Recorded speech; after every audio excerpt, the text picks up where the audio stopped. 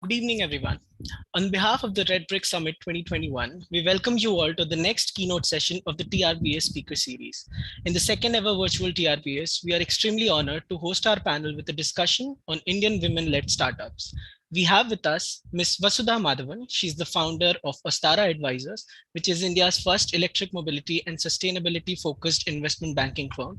She has over 18 years of experience in corporate and investment banking across Citibank, ICICI, and Boutique IB. Next, we have with us Mr. Debasis Goswami. He's the general manager of Shell E4 Startup Hub. He's an open innovation, marketing strategy, and business development leader for over 20 years with leading tech companies including Shell, Bosch, and Honeywell. We also have with us Ms. Ranjita Ravi. She's the co-founder of Oxa Energies, an MBA from ESSEC Business School, Paris. She has over 10 years of experience in marketing, internal audit, and has worked on assignments in 20 plus countries across 5 continents. Finally, we have with us Ms. Sujata Biswas. She's the co-founder of Suta, an alumna of IIFT Delhi. She has worked to change the fashion industry by bringing craft tradition back to popular culture. The session would be moderated by Ms. Monica Yadav. She's the co-chair of CII Indian Women Network, and she's also the founder of Respire Experiential Learning. With that, I'd like to pass over the session to Monica. Thank you, Ayush, and it's my honor to represent CII Indian Women Network here, and I speak for the community and CII as a representation of industries. And very honored to be within this esteemed set of people here and the panelists, and also the Red Bricks team here.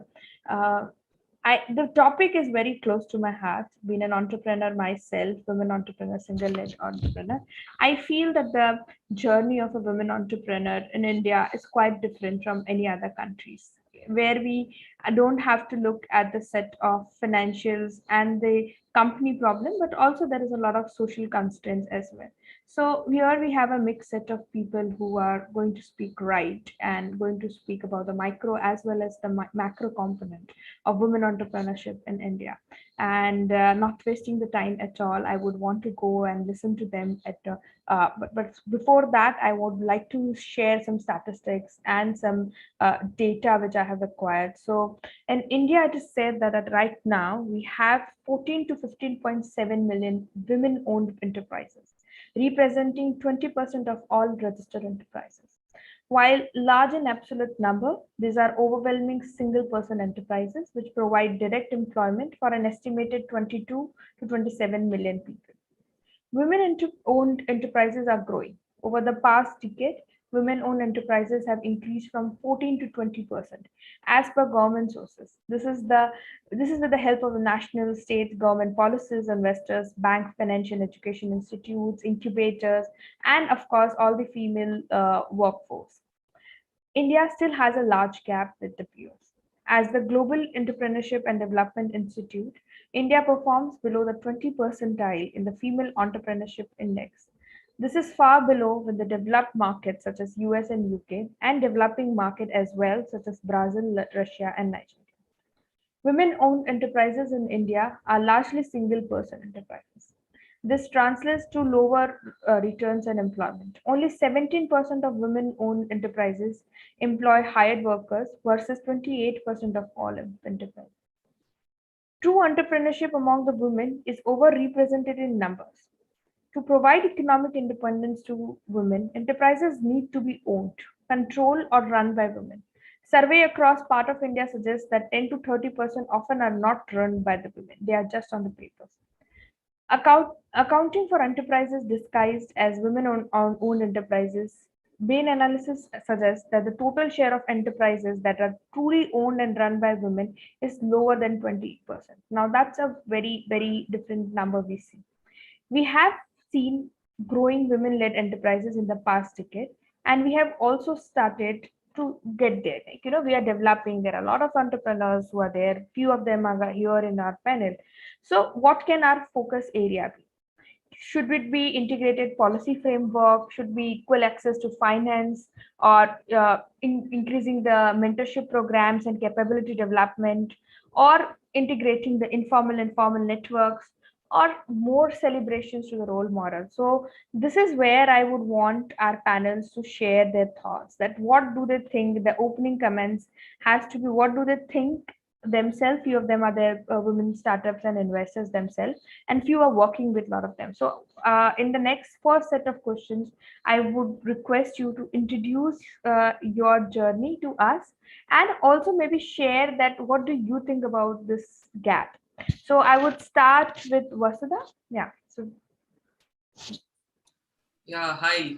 Thank you so much. I think it's definitely, I mean, the statistics you provided or you shared are definitely telling.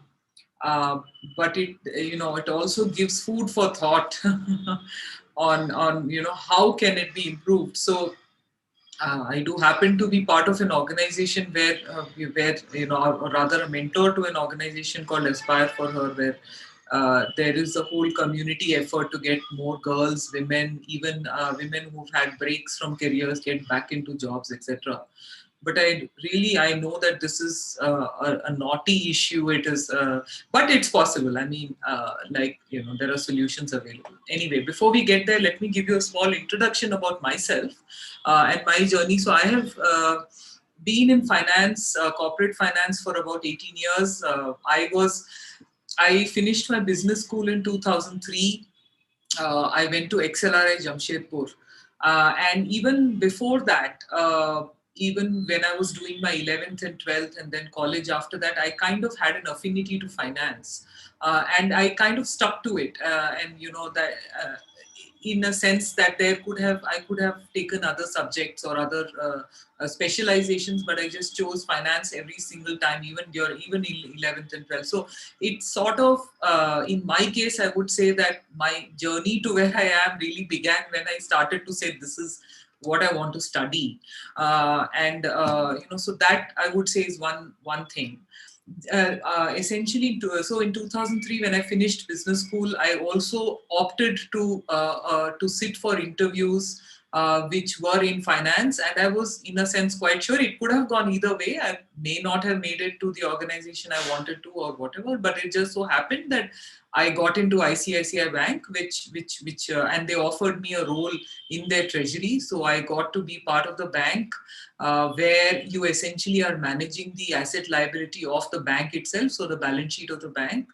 So really got to sit on the trading floor, and really got some hardcore finance exposure in that sense.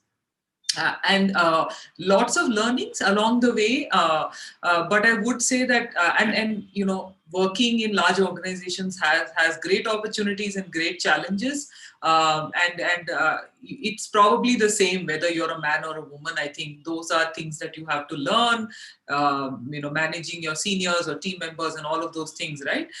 So that's kind of how it started. And then I was hired by Citibank, and then Citibank, the role was, and I think communicate. I mean, I'm just going to pepper my introduction with certain observations which will be relevant for women starting thinking about careers, or figuring, or just pointers maybe that could be helpful for people in the workforce or as entrepreneurs. I think communication skills are extremely critical. To be able to express yourself, even if you are in surroundings where you may not be most encouraged to speak, and you are, for instance, you are in a meeting with many more seniors, but you can make your presence felt in various ways. I mean, of course, you've got to work hard and be well prepared for a meeting where you stand out, because even if you're the junior most person in the room, you can make an impression. I think that sort of a thing is critical, and that probably worked, though I wasn't so aware of it at that point. So at Citibank, I was actually asked to set up a business vertical for them within Citibank India. And the business vertical was called the financial sponsor vertical. This involved creating relationships with global private equity and hedge funds, and which were coming into India or were not even in India but were investing in India from offshore. And the role was around creating a set of products that we as Citibank could work with them on, or just advise them on transactions and deals, etc., or do leverage finance. Now, what happened there and this was completely new to me. I did, I would say that I pulled together required, help from across the Citibank teams to see where we could, create a women. Actually, my team included another woman who was an expert in the foreign exchange area, because that's something that the private equity funds valued in terms of advisory around some of these large private equity transactions running into hundreds of millions of dollars.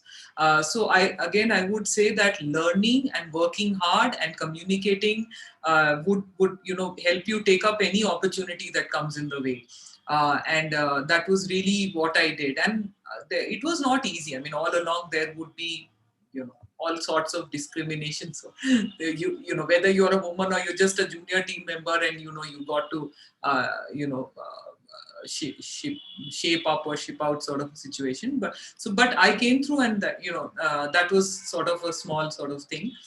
And so that was my Citibank stint. I did that, and I also have been part of the lending team, managing relationships with many mid-size enterprises in manufacturing, aerospace, wires, cables, oil and gas, so multiple sort of sectors, and really being a lending banker to them as Citibank. So I spent about 5 years in Citibank and 3 years in ICICI before that.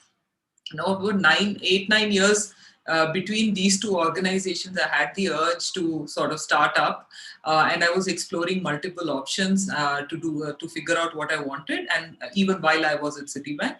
And during this time, and this again I would share from my experience, a key learning is to reach out for help and reach out for mentorship.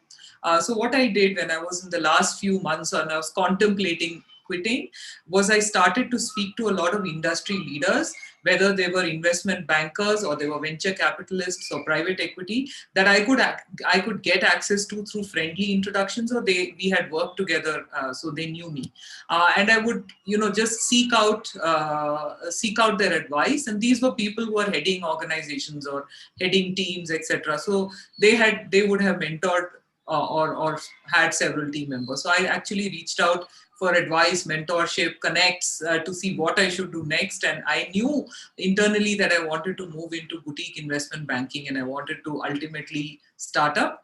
But the journey took about a couple of years, where I worked with other boutique investment banks through these mentor or through these advisory connections, that I got my next role through some of those. And then I decided to start up. So 2015 was when I set up my investment bank, which was a one-person investment bank, really.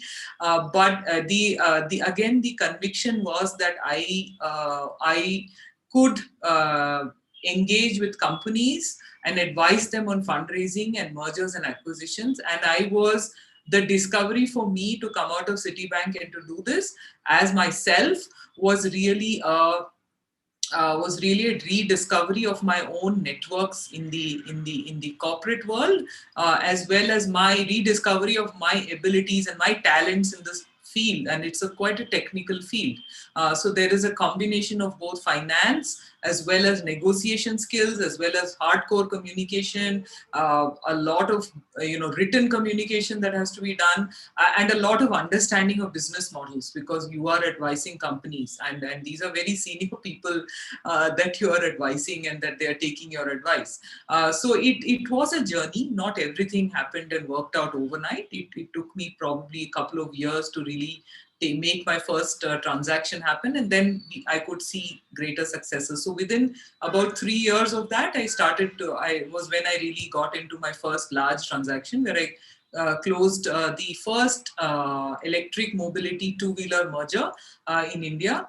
And that was again, I would say, coming together of a lot of communication, a lot of building my networks, and leading with trust with people. I think that's something that I really enjoy, and people help out, or people connect you to the right people, etc. So that's when it begins, and then the rest is up to me and my skills and my knowledge and all of that. So that's really how that happened. And once I had worked in this very important electric mobility transaction, I could see that this is probably the way I'm going. So that's a little sort of brief story of my journey. Thank you, Vasudha. Rightly said, network is half work done, I would say. A right network and right set of people around you. And I often find women around me very hesitant to tap in their network. And I have faced that personally as well. And I think they should do this more often. And Yeah. people are always ready to help. And there are Yeah. very platforms which are formally can help you as well. This takes me to the one of the very innovation incubator Shell runs. And Debashis, I would love that if you could share more information about it, your experience in mentoring the startups with Shell EFO program. So over to you, Debashis. Thank you. Yeah. No, thanks a lot, Monica. I think it is indeed a great pleasure to be part of this forum. I think it's a very interesting topic and also something which is very relevant in our current scenario. And I'm glad to represent Shell E4. Just to give you a background, Shell E4 is our startup focused energy transition based theme based startup engagement platform, where the whole focus is on looking at how do we kind of work with the startup ecosystem in India and really kind of look at co-creating solutions or building solutions or even kind of partnering to take solutions forward in the energy transition space. And that is something which is a big focus for us. As we all know that India energy transition is a big topic for most of the organizations currently, and we all have our kind of net zero targets by 2050, 2030, 2035. And so in that regard, I think there's a very big opportunity we see in the energy startup ecosystem for startups to play. And specifically, I think what we have seen is also women founders and co-founders have actually come forward and really played starting to play a very kind of important role. And we have seen a couple of very interesting startups within our portfolio as well, which are led or co-founded or founded by women startup founders, and they're doing really well as of today. I mean, I can give you example of Suruchi, who's the founder of Osis Bio, and I think she's one startup founder who's doing extremely well in that energy space. And also, what we have seen is this is a space which needs a lot of support in terms of how do we kind of identify more opportunities, identify more startups.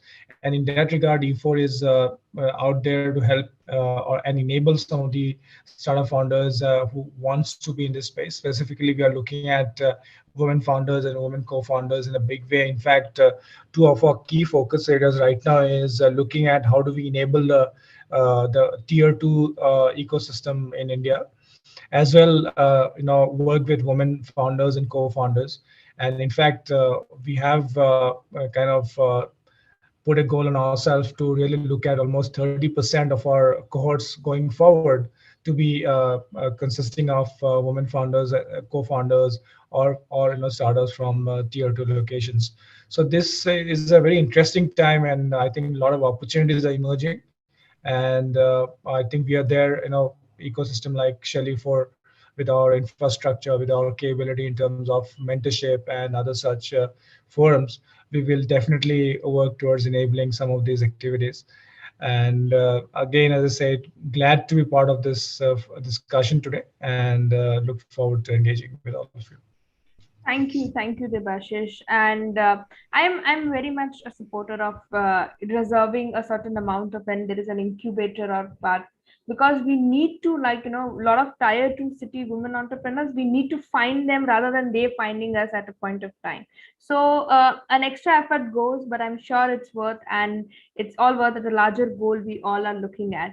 So talking about tier two and tier three cities at but Sujata, here you have been working with a lot of micro entrepreneurs and artisans as well, right? Because your products are the front face of all the art and all the artist things which are prevalent in our country, and it's a huge portfolio. And I see that you keep adding products. So I would love to hear one of the favorite Instagram brand story with you, Sujata. Over to you. Thank you so much. Hi, everyone. It's such a beautiful discussion. And just to give you a brief about my background. So I have done my engineering from CET Bhubaneswar and then MBA from IIFT Delhi. Then I worked for 7 years with SR Group and Jindal Group. So after 7 years, I felt that, there's some knack. I wanted to work and create an impact, work with the grassroots level weavers and craftsmen and make an impact in their lives. And that's when I started researching about what can I do. But at the same time, I figured that I also have an inclination to teach. So I was doing my PhD. I started doing my PhD, I quit corporate life. I was doing my PhD from IIT Bombay.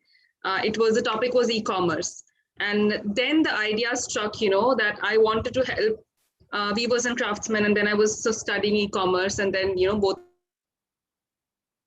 of them came together, and then Suta was born. So me and my sister, both of us quit in 2016. But then before that, for the first 2 years, for 2014-15, both of us were working as well as working on our baby project, which was then called something else, was not coined Suta. So what we were trying to do is we wanted to quit, but then there was this pressure of how do we pay our loans and education loan, and how do we convince our parents, our partners, our in-laws, and everybody. So yeah, so that came in. So we ran Suta, and we only quit when we realized that both of us could withdraw salary. It was very, very, very less. So the day we quit, both of us were drawing salary of 20,000 each. So, and then we could pay 2 weavers, and we had to pay 1 more person who would be, assisting us with work. So we started with the 5 of us in 2016, and we were profitable since day one. We are a bootstrap company. Even now, we are a bootstrap company, and now it's been 5.5 years. And we are a family of 16,000 plus weavers and craftsmen. And our team is a 130-member team. So when we talk about women entrepreneurship, I think where all this gets stuck, I think where people, even when we talk about not just entrepreneurship, but also why do we not see women in boardrooms, or why do we not see women in CXO levels? There's a lot of, I think what barrier is, I think a support system. I think somewhere down the line, because there is a lot of roles that women usually tend to take on as a challenge, like not a challenge, but I think we just take on the roles, being a mother, being a good daughter-in-law, or a wife, sister, all these roles that come in, and I think women generally tend to take these all very, very seriously, each of these roles. We want to perform better or best in all of these roles. So I think that is when one thing we have to understand, that we need a very good support system. We sometimes forget. We sometimes do not ask for help. I think even Monica, you mentioned, right? We have to ask for help. What happens is we forget that we can say, oh, I can't do it alone. Can you step in, like somebody? I'm not talking about your family. It could be your, you create your own support system. It could be a network of friends. It could be a network of employees you built. It could be your help system. Having a support system is what made me and Tanya where we are now. We have a brilliant team of people who are with us. They're brilliant. They can shoulder responsibilities. We give them freedom to do it. I think the way women and men work, however much we say that there's no discrimination and then we are all equal, we have differences, right? We work in a certain way. I think one thing we all come with is that I think women have a lot of empathy. So I think rather than thinking of why that man is there, why can't I be like that? I think we can sharpen our own skill set, which is so strong, which is so powerful, like how we build a team. It's unique and it's beautiful. It's spoken about how Suta has built his own team. So I think if you make one of your skill sets very, very strong, or work on that, or make it more strong, rather than thinking of, oh, why can't I do like that person, a man or a woman? I think that is what is very important. We sometimes just probably in a race to be best in everything, or or just to not be called as ambitious, we sometimes do things which our hearts don't want. I think listening to your own heart and also creating an ecosystem that will support you in what your heart wants. That's what's critical. Yeah, I think also networking, I think Vasudha already spoke about, and I would like to say that asking help from experts or hiring experts in your team, also talking to your peers, which we don't often do. There could be brands who are equally good, or there could be peers who are doing very good, men, women, both, anything, irrespective of genders. Just talking and, getting people on board, and also knowing what you want.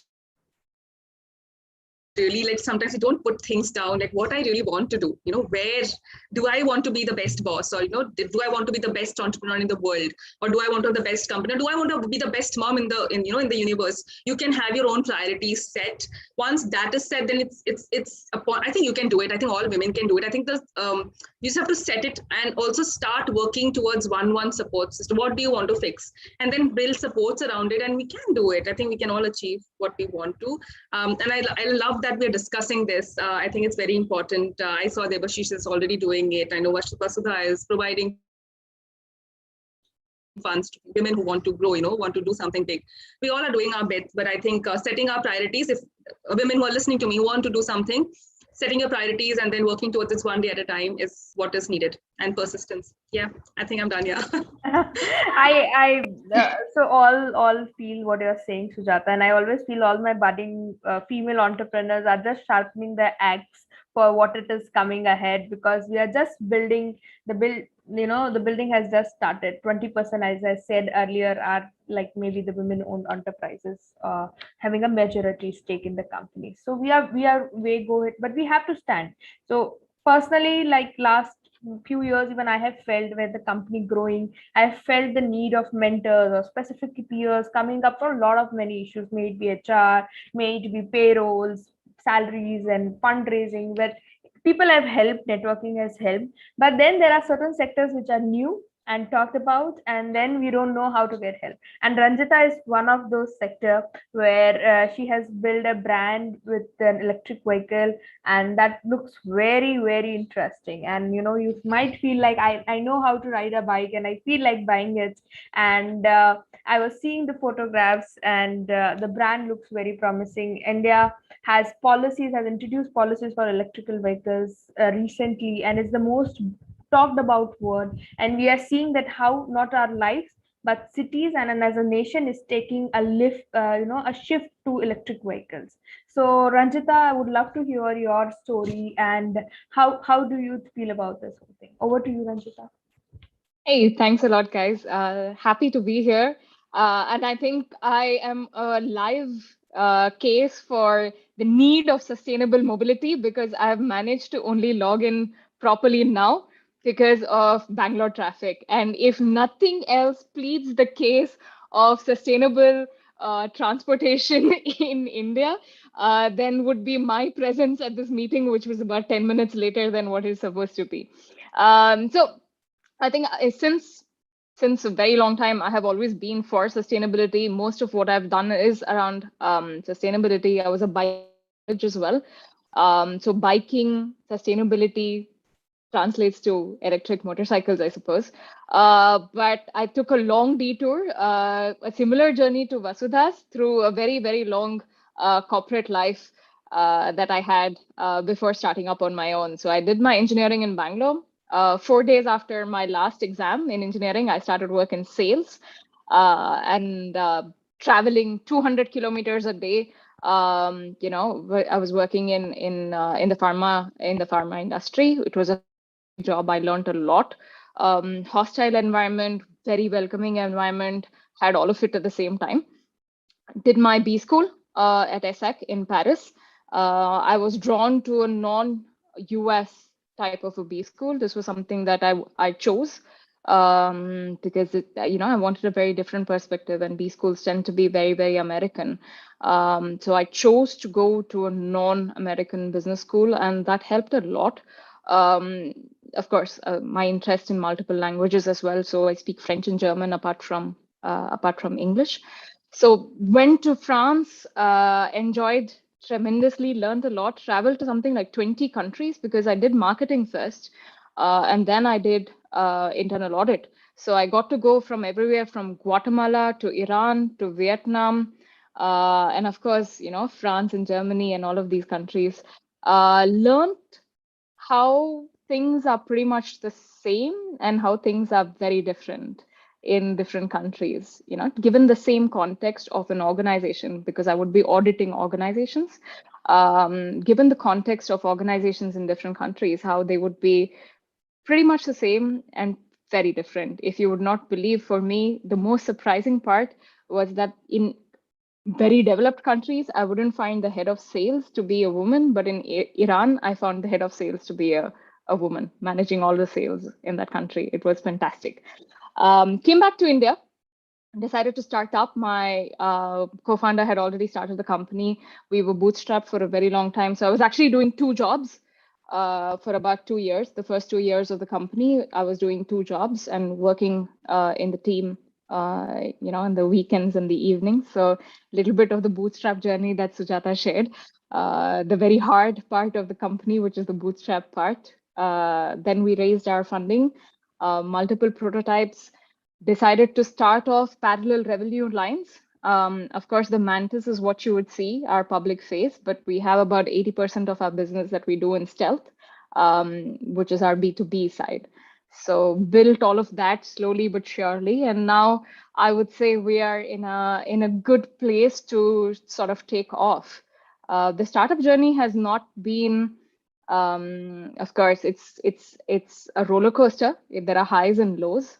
And I think all male or female founders share that part. But I think what is interesting is how we process it and how we don't go insane. That part of the journey is unique to every founder.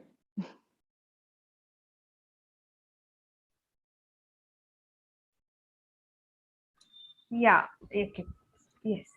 So thank you, Ranjita, and happy to know that you have traveled, and traveling is the best mode of learning all the modes, may it be entrepreneurship or one thing I adore my work always is that I get to travel because of my work, and that is the one top priority. As Sujita says, one thing you can note it down, right? So I noted down that okay, I get to travel so many places because of my work. So I will try to move to the second part of this session, where I would want to ask something very specific to you all with the field you all working in. I had crafted two questions, but I would, but looking at the time and looking at that you all have already covered a lot of things with your, sessions, I would like to club it apart. So my first question is to Vasudha. It's very so I was reading more about, in fact, from an article where you wrote, I took up one line which says that only 2% of VC funding goes to women entrepreneurs, with women-led CEOs. And you know the funding scenario when it comes in funding women-led companies. Now, I'm not saying, see, anyhow, the percentage of women-led startups is less. So, of course, the percentage that goes in funding them is going to be statistically less. But with coming times, when Debasis says that we are going to bring in people from tier 2 and tier 3 city to come and present to the world, do you think that there will be always a gap when it comes in a funding a women-led company? And if there is going to be a gap, what are the top interventions that should be there? On this point, I would like to mention you that I personally have faced discriminatories in raising fund for my own company, even for lending. Like when I was going for a business loan for a recent project, I was asked about to have my father or my husband as a co-applicant, despite of having myself owning the complete stake of my company. I was asked to either of them to have as a co-applicant. So this is a very micro level of problem, but then this is going to stay and the number of women entrepreneurs are going to increase. So what are your thoughts on that? Yeah, no, definitely. See, financing, just like, I can take electric mobility as an example, because this is an area where there is a lot of work happening and there is a huge industry potential as a market, but very little funding. And the funding has to be increased. And that's really the mission that I have currently in front of me, to enable more and more funding. And I'm starting to take baby steps. It hasn't, again, it's success isn't coming easy. But so the first step, and this is a very huge gap of women-funded startups, right?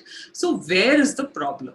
Now, the first part of the problem is more women founding businesses, and that has to be changed, right? So, and you know, when you talk about it, more women, and not just co-founding in the sense of not being in decision-making roles. I think being in decision-making roles. I think that is very, very critical.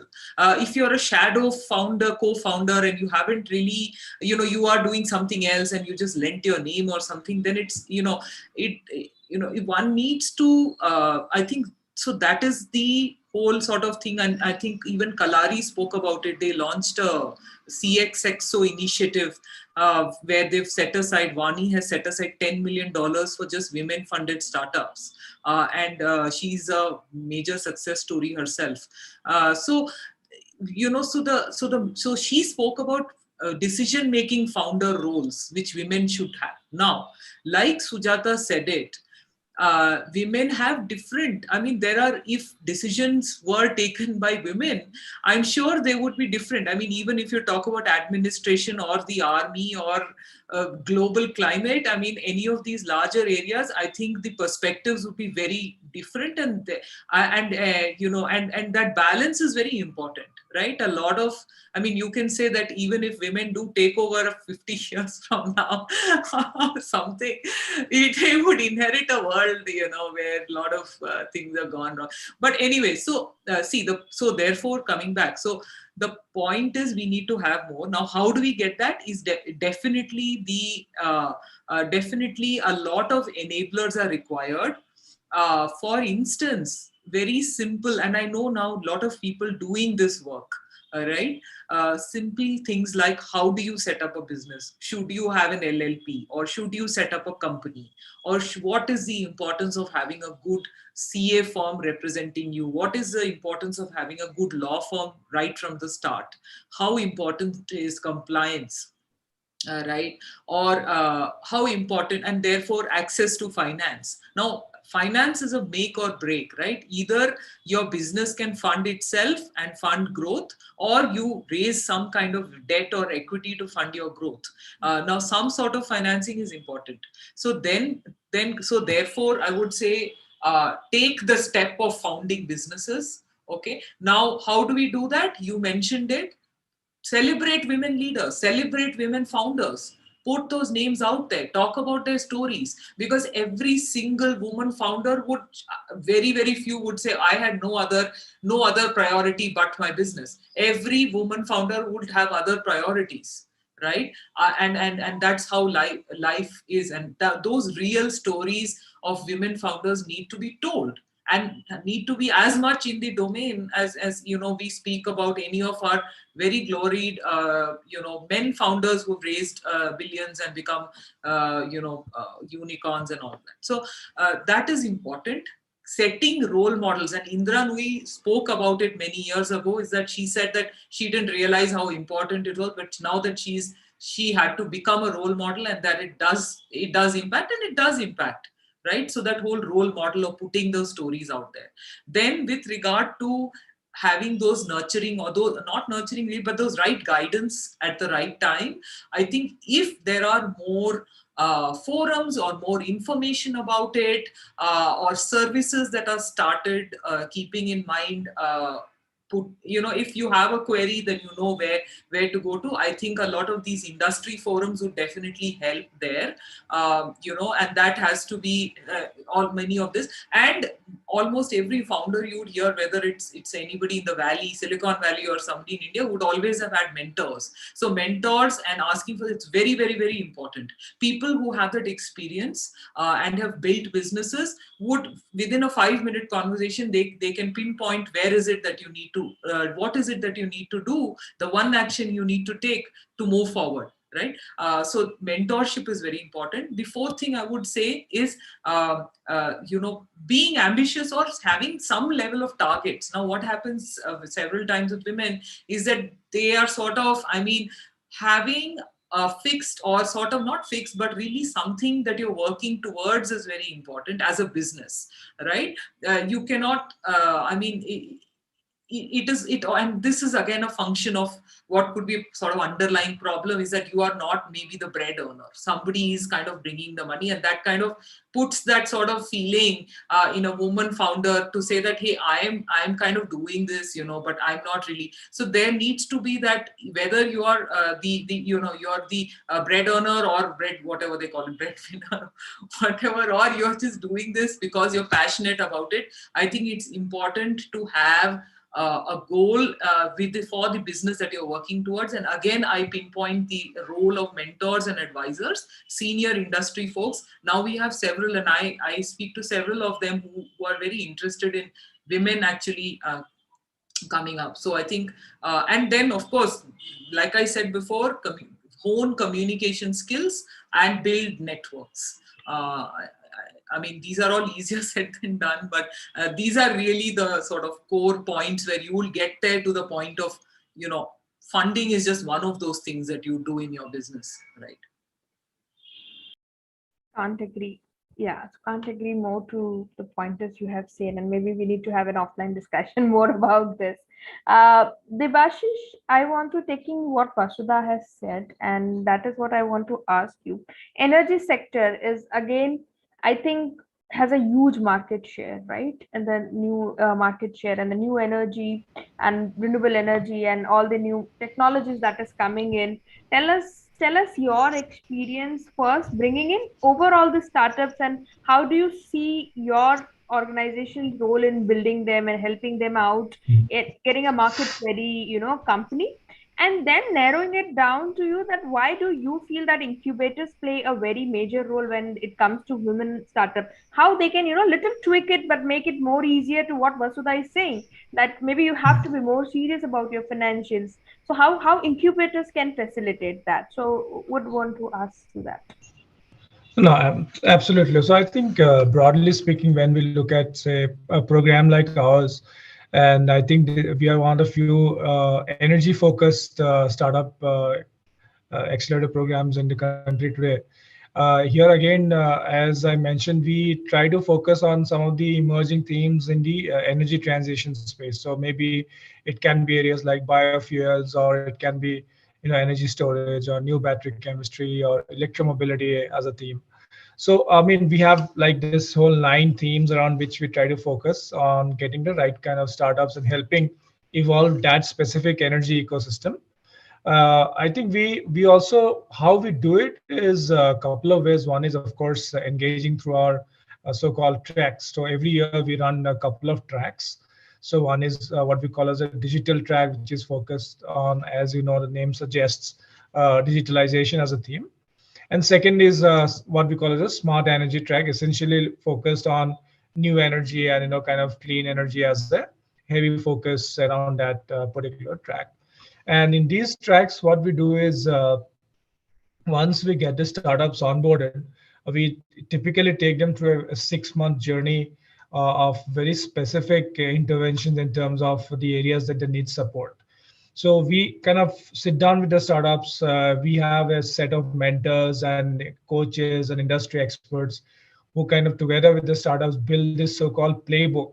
And this playbook will have all the specific inputs needed. I mean, you will know that in the energy space, especially in the areas that we are looking at, for example, like biofuels, there'll be the timelines are extremely difficult from, say, a software or a SaaS kind of a startup. Here, the gestation time will be higher. You need a lot of time and effort in terms of validation, in terms of fabrication, in terms of piloting, and in terms of certifications, scaling up your solutions. So essentially, you need a lot of support and help in the infrastructure side. You need a lot of support in the mentorship side. You need a lot of support in the coaching of the in terms of how to scale up from a business plan view, or how to scale up from the market view, right? In terms of which markets to approach, how do we kind of look at it. So those elements are extremely critical, and that is where we try to focus on. I mean, we are based in Bangalore in Shell Technology Center, which is one of the biggest technology centers for Shell globally, and we have some of the best facilities. So that we kind of put it out to the startups, and we kind of try to bring in the help that is required through the coaches, mentors, and support that we offer. And specifically, as I already mentioned, women entrepreneurs, we look at try to build, this, when we select for the tracks, we are very conscious of the fact that we look for startups which are to be, maybe women founded or co-founded. That is one element in terms of working with the existing startups. But we also look taking it a step further, and as I said, trying to develop this women entrepreneurship in a sense by working in, say, in tier 2 locations, working with incubators across, say, the major institutions across India, kind of through some challenges which are specifically focused around themes that we are looking at. So these elements are used to identify those startups. Once the identification is done, then I think we can then logically take them to our next step in terms of support. So at Shelley4, we typically look at connecting 3 to 4 dots. So one is talent, capital, then mentorship, and opportunity to pilot or deploy. So these elements we kind of bring together, and we will enable any startup. As I said, we also have very specific focus on building women-oriented startups or tier 2 entrepreneurship, up to 30% of our upcoming tracks. So that we are very cognizant, we're working towards it. And anybody who's interested to kind of take it forward along with us, most welcome. We'll be out there to support you. Yeah. I think this is an amazing initiative, Debasis. I just want to say that what an accelerator does can really make a huge difference for a business at an early stage. Yeah. Absolutely. And especially when an accelerator has a focus area of bringing in women entrepreneurs, they understand, all the problems we are talking about, they understand, they craft a solution out of it, because even in when with different accelerators and incubators, one solution does not fit, one set of advice does not fit to all entrepreneurs and all companies. So this is very helpful. So thank you, Debasis, for sharing the path. I'll come to Sujata. Sujata, we have talked about funding and having an help around with Vasudha and Debasis, but yours is a bootstrapped company, and bootstrapped company from 3 set of employees, you said, right? So 3 employees to 150 employees, and working with 1,500 weavers and artisans is quite a journey, when especially in e-commerce sector, where a general notion is that there is a series A and B funding has to be there, considering the marketing budget and the branding budget as well. In the era where all the e-commerce company has been raising 4 round of funding, you have bootstrapped your company, and it's one of the most loved company in the social media community. So tell me about your journey, and what part is that, what are your suggestions, what are mistakes? I'm tricking in a little question, but what are your mistakes which you would want to say, or if there are women entrepreneurs, there are very students also listening to us, maybe you want to share that changes other entrepreneurs or budding entrepreneurs should not do. So I'll have the same question for Ranjita as well, because you two are the one who are leading the ways in the company. So I want to focus on mistakes. We have all read about your success stories. So over to you, Sujata. Nice question. I would take the second part because I think that's more interesting. So I'll take the first part later, so about the journey as a bootstrap. But the second bit, which is very, very critical, is when people just listen about your success, and they would think that everything is rosy, everything is nice, either she got lucky or she had support. People tend to not ask questions. So what, me and Tanya, both of us, we take part in a lot of forums where we actually talk to a lot of women entrepreneurs. What happens in the industries like what Debasis and Vasudha and they are talking about, their industries entry barriers is quite high, right? For industry like mine, entry barrier is really low. So anybody sitting at home wishes to pick something from a vendor and wants to sell it.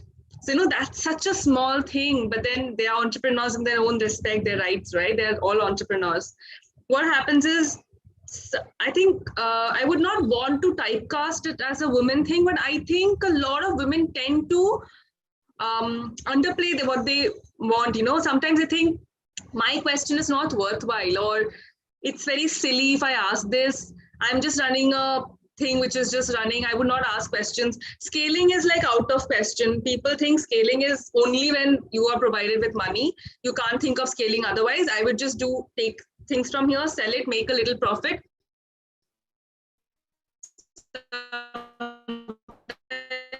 Don't make a little profit. Your voice is breaking, Sujata. Yeah.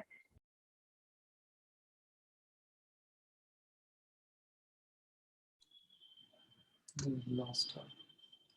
Is it better now? Yeah, it is. Hello. Yeah. Yeah. Sorry. Better. Sorry. Something I'm saying. I got a call. I think because I connected to my phone, it just got lost. Yeah.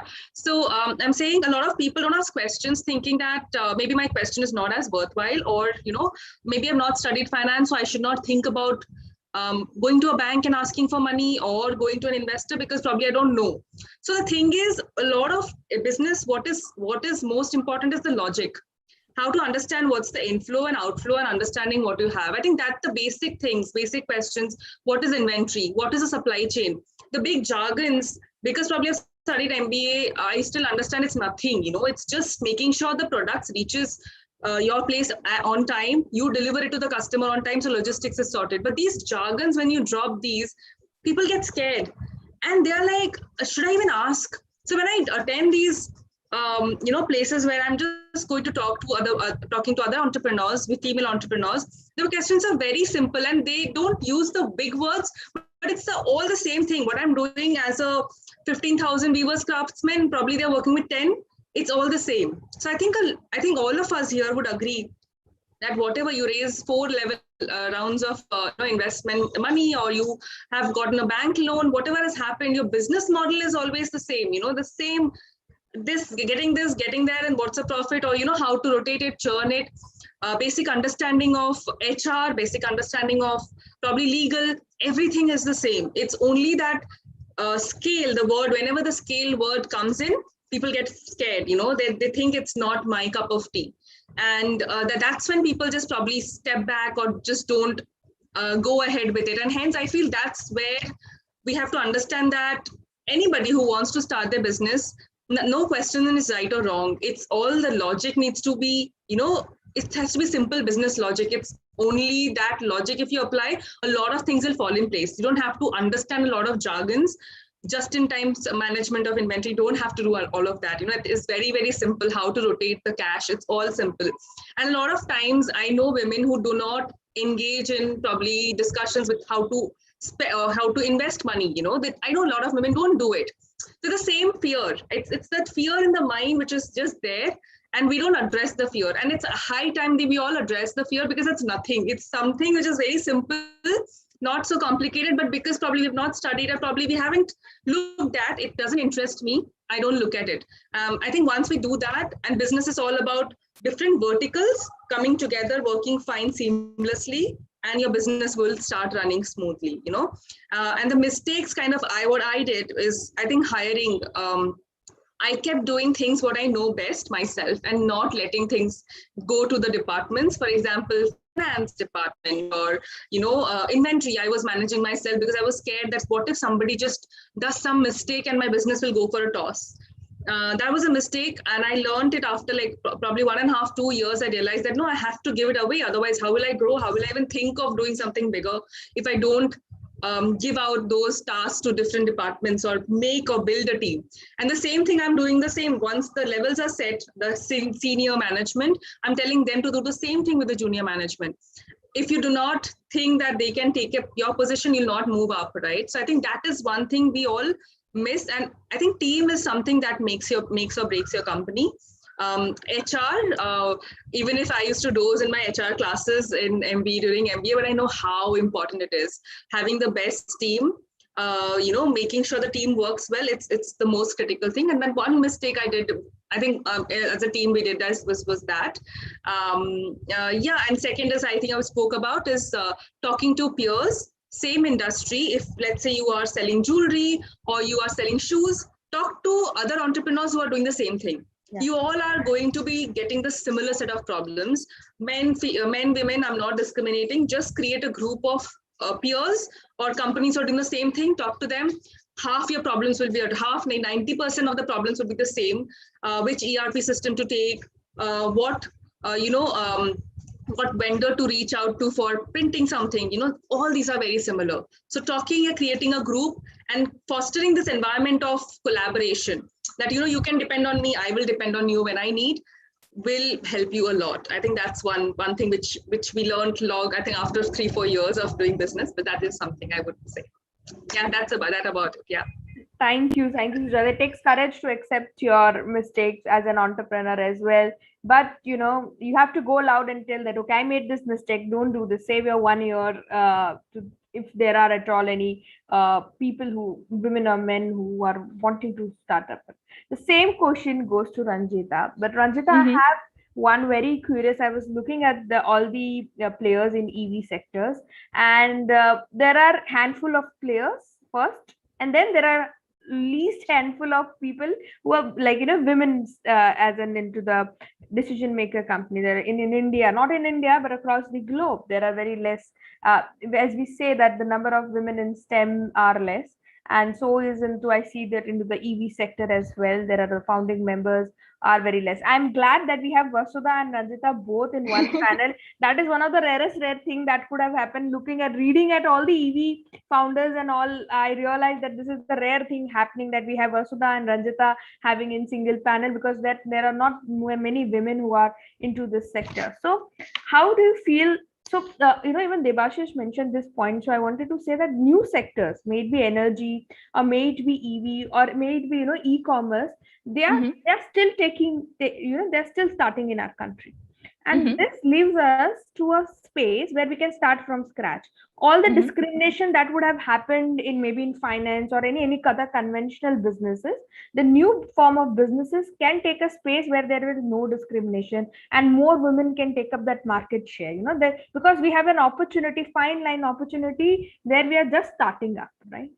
So how do you feel that there is a scope, and have been there an incidents where you felt that, okay, this is happening because I am into this field? Have been there a man selling EV bikes to someone would have been a very different scenario, and me selling that was different. I'm been very direct to my questions. And other is that, of course, as a founder, I would want to know your mistakes you would want to share that should not happen to the other entrepreneurs. Sure. Okay, so I think that is an interesting question. Have I done something differently as an EV founder because of who I am? I think a lot of what I have done as an EV founder has been because of my experience, right? I have not hesitated to use a lot of my experience, say in the corporate sector or all of this, into what I do in my startup. I think a lot of times when we are in a startup, we are very driven by the passion and the absolute drive of, we're going to work till 3 a.m. and it doesn't matter, so I would say a lot of what I contribute to the team or the company is more in terms of what I bring in from my previous experience. And that's something that I try to bring here. Have I had maybe not so great experiences because I'm an EV founder who happens to be a female? Yes. I mean, there have been investor conversations that have gone sideways. Not great questions that the investors or whoever I have been in front of have asked, right? Apart from that, I mean, what I try to bring in, or what I try to is my complete authentic self. See, I'm a biotech engineer and I'm an MBA. I am not a mechanical engineer. I'm not an electronics engineer, and I have not done coding in the last 15 years, right? So I think what I try to be is completely authentic with my team. And I say, guys, I need to go pitch this to an investor tomorrow. You need to explain this to me using 11th standard, 12th standard physics. And I do my homework on that. I think what I would kind of echo what Sujata says, even with your team, this aspect of fear should not be there. Oh my God, my team is going to think I'm stupid, right? No, I know my 12th standard physics quite well, and I can understand anything and everything that an electric vehicle does if you explain it to me in those terms, right? I don't, and I understand it well enough to go pitch to a customer, to a stakeholder, to an investor, all of these things. So I try to learn as much as I can. I try to learn as much as I can every day. And of course, I would say that the team is a big help. Mistakes, of course. I think one of the biggest mistakes you will always do is, I would say, the first hire for any role, because you don't know what you're doing in a way. So you're trying to delegate some part of a job as a founder. Finally, you have accepted the fact that you need to delegate something, that it's a learning. And you say that, okay, this part of my job, I should not do it anymore because I am a bottleneck to the company and I should not do this anymore. I will delegate it to somebody. And the most likely, the first hire that you make for that is going to be a mistake. So you got to be ready to learn quickly from that.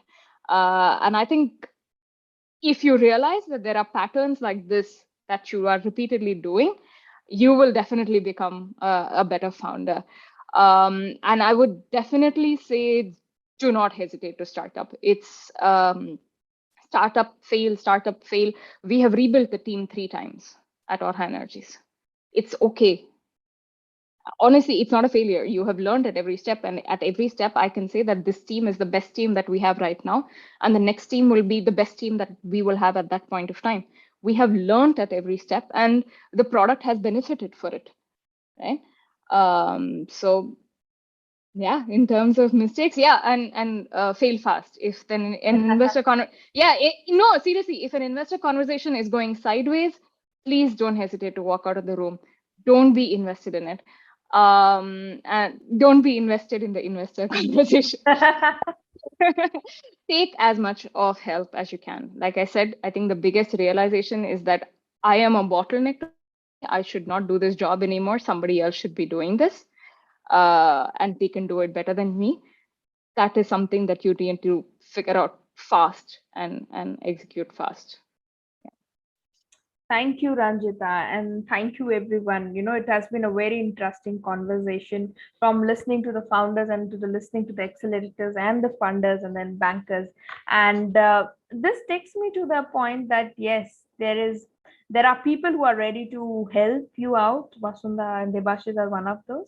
But you need to fight the odds, like Sujata and Ranjita, you both are already doing. And you need to lead your company your way. And there is no defined rule of running a business, may it be for a man or may it be for a woman. For women, it might be a little tricky, but things are changing definitely, culturally as well as on paper and statistically. And by this, I would like to hand over to Gurpreet. Gurpreet is here. So Gurpreet, and thank you for giving all of us an opportunity to speak here and express our thoughts. And thank you, Sujata, Vasudha, Debasis, Ranjita, for being such a sport co-panelist and answering all the tricky questions as well, and patiently listening to all of us. So thank you, everyone. Have a nice day ahead. Good night. Thank you so much. Thank you so much. Thank you, everyone. Thank you. Thank you. Thank you, Monica. Thank you. All the best, everyone. Bye-bye. Thanks. All the Bye. best. Bye. Happy weekend. Thank you. Bye.